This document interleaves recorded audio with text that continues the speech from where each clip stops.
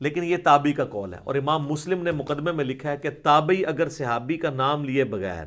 سند بیان کیے بغیر روایت بیان کرے گا تو وہ روایت مردود ہوگی، کیونکہ سند پوری نہیں، کیونکہ اکثر روایتیں تو تابعین کے ذریعے امت کے اندر آئی ہیں نا، جو غلط روایتیں ہیں، ہوتا شیطان ان کو بتا گیا ہو۔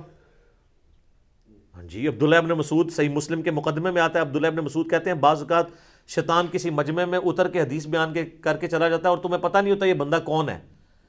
تو جب تک پوری تحقیق نہ ہو حدیث آگے بیان نہیں ہوگی۔ جب تک کوئی تابعی یہ نہیں بتاتا کہ نبی الاسلام تک اس کا واسطہ کیا ہے تو اس کی روایت مردود ہے، نہیں ایکسیپٹ کی جائے گی، اور تابعین کے دور میں یہ سارا مسئلہ کھڑا ہوا ہے۔ صحیح مسلم کا مقدمہ پڑھیں،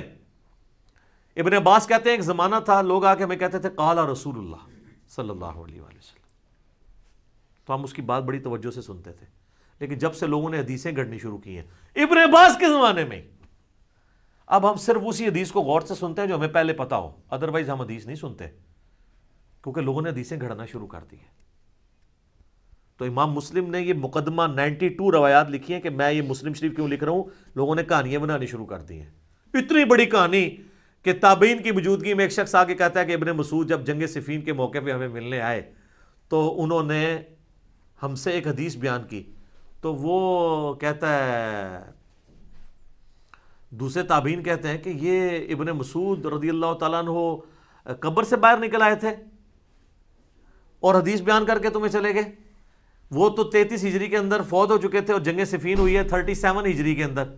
تو ابن مسعود قبر سے آگے کیسے بیان کر کے چلے گئے؟ اب ان کو کوئی بتایا کہ جناب سر تو آڈے بعد جو کام پہ آ جائے نا، وہ کہتے ہیں جناب امام جعفر صادق علیہ السلام نے نعوذ باللہ قبر سے نکل کے 40 سال کے بعد بایزید کو بیعت کیا، بایزید نے 90 سال بعد نکل کے ابو الحسن خرقانی نو بیعت کیتا، اور ویسی سلسلہ چلتا ہے، سب کہانیاں جھوٹ، سب فراڈ چل رہا ہے۔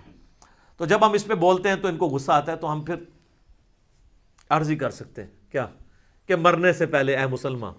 کر لے اس پہ غور، کتابوں کا خدا اور ہے، بابوں کا خدا اور یقین جب جان لے ایک دفعہ بھی تو نے کبھی زندگی میں سے سیریس لیا نا ہماری صدا کو، اور مجلس 100 تو نے دیکھ لی، تیرے اندر سے پھر آواز نکلے گی کیا کہ نہ میں وابی نہ میں بابی، میں ہوں مسلم علمی کتاب۔ ٹھیک ہو گیا جی، جزاکم اللہ خیر۔